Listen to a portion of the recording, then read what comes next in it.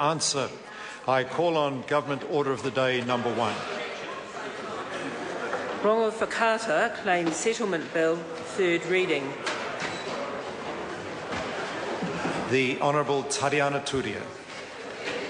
Point of order. Point of order, Tairua Flavel. I apologise, Minister. Mr. Speaker, he rā nui tēnei mō ngā iwi kua tai mai te rā nei. He rā nui tēnei mō ngā iwi kua tai mai te rā nei. Kei te haere atu, kei te hoki mai e tahi mema, he ino e noa atu kia paku whakatā mo te wā poto, kia ngā wari tō tātou whare, kia tāi ai tō tātou minita, te whakatakoto i tēnei kōrero, kia rongo ngā taringa o muriake nei i ngā kōrero. I think the member makes a useful point of order in that it is an important occasion like this. It is unhelpful if we commence the debate while so many members are moving around the House and while visitors are entering the gallery. We can't wait indefinitely, but certainly I think we can wait a moment while members who are leaving the House do so, because these third readings are important occasions and have very great significance to people visiting Parliament on the occasion of these third reading debates. So the House will just pause for a moment. I'd ask those who are intending to leave the chamber please to do so, so that once we start the debate the House is not further disrupted by people moving about it. And so I'll defer calling the Honourable Minister just for a moment longer, and just so the public knows what is going on, I've just deferred the commencement of the third reading debate on Government Order of the Day number 1 while members are leaving the chamber to give the Minister a more dignified environment in which to make an important speech in this very important treaty settlement legislation. I think the House is now in a rather quieter state, so I would now call on the Honourable Tariana Turia. Mr. Speaker, I move that the Rongowhakaata Claim Settlement Bill be now read a third time. Mainga kāhui maunga ho Whanganui, taino kia koutou o ngā maunga poke tapu, manawaru hoki kā tuahau ki te tukumihi kia koutou Rongowhakaata, ngā uri o te kōti rakirangi hoki, ko takahi te papa kia tai mai nei ki te ware pāramata mo te pānui tuatoru o tō koutou piri. Kia koutou ngā kaumātua, ngā kuia, ngā karaua, tēnā koutou katoa. 120 years ago in April 1893, te kōti Rikirangi uttered these unforgettable words. Ko te waka he hoihoinga mō koutou I muri I ahau, ko te ture mā te ture anō, te ture e aki.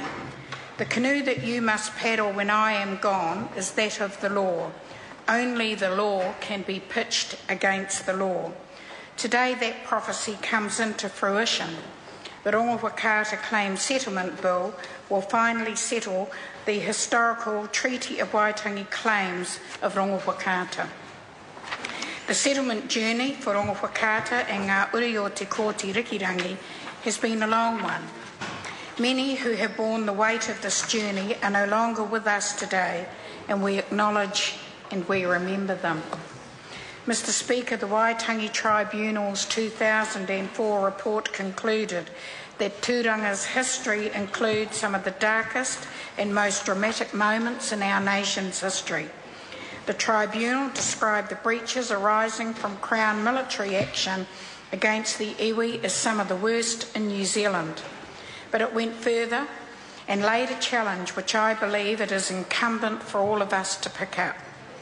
The Tribunal noted they cannot help but think that the unsettled state of relations between Māori and Pākehā is due in part to the fact that these stories are only remembered by tangata whenua and a few specialist historians.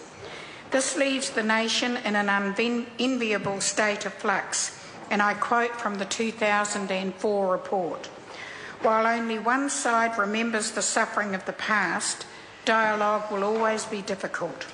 One side commences the dialogue with anger, and the other side has no idea why. Reconciliation cannot be achieved by this means. How do we avoid repeating the mistakes of the past? What price is paid for the oppressive policies and injustices suffered in the name of the law? This settlement records the Crown's deep remorse over wrongs done.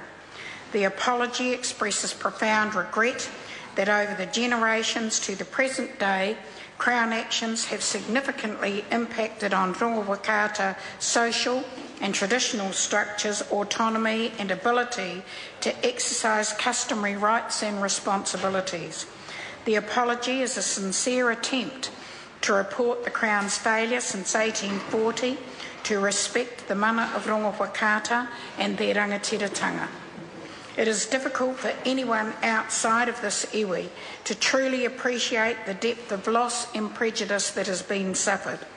The words of a young 17-year-old give voice to that grief which has endured over generations. Wetini Wilkins Larkin, a direct descendant of Te Kōti Rikirangi, told the story of his nannies Hine Campbell and Mihi Larkin. This struggle, he said, goes back in history to the time even when my grandmother was a young schoolgirl who experienced the stigma and the shame of being a direct descendant of the Karaua. I'm told that the Matawhero massacre would be a common topic in the school curriculum and that my nan would often be a scapegoat for other pupils. That the finger was pointed to her in disgust and that she would even hide under the shadow of her desk with her face hidden in her hands. What a painful memory to live with throughout your life. How do ngā uri o Te Kōti Rikirangi move past the stigmatisation of Te Kōti and his descendants? It will take time. And our greatest hope is that in the course of the journey we witness today, we will reach a time when all New Zealanders look on Te Kōti as the founder of Te Hāhi Ringatu, acknowledge his inspirational leadership and appreciate his commitment to the preservation of Te Reo me ona tikanga, just as his followers from my own iwi continue to follow and believe today. This bill expresses that recognition and redress for the bitter grievances of Rongowhakaata that is long overdue. That recognition includes knowledge that the Crown used force in Tūranga in November 1865 when there was absolutely no need to do so. The Crown's attack on Wairinga Āhika, whose occupants included women and children, was unwarranted and unjust and caused severe and long-term prejudice to the iwi. The summary executions at Ngā Tapa by Crown forces in 1869 tarnished the honour of the Crown and will live on in the hearts and minds of Rongowhakaata descendants, their whānau, their hapu. The indefinite detention and harsh conditions on the Chatham Islands without trial or the laying of charges was an injustice depriving Rongowhakaata of their basic human rights. The enduring cruelty of Crown actions was epitomised in the 1869 Deed of Cession, resulting in the extinguishment of all of their customary land interests.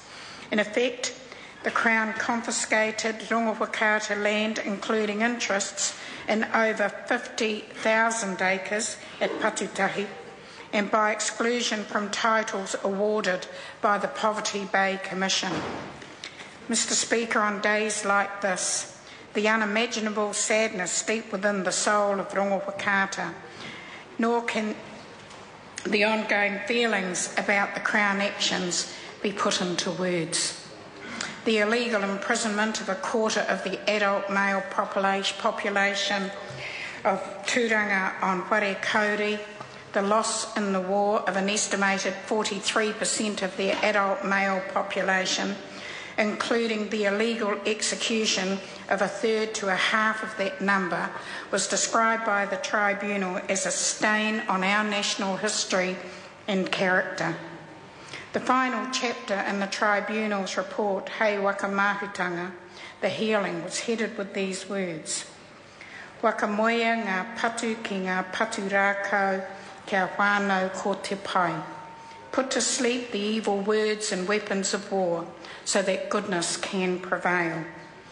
One of the ways in which resolution may be achieved is in addressing the confiscation of Te Hau ki Tūranga, the elaborate warewa kairo carved by the expert carver Raharuhi Rukupō of Ngāti Kaipo'o. Crown troops took possession of Te Hau in 1867 in the aftermath of Wairinga Ahika. The acquisition of this cherished tribal whare, which is held by Te Papa here in Wellington, has been a source of great pain to the Sewi, and it is right that redress relating to Te Hau lies at the heart of this settlement.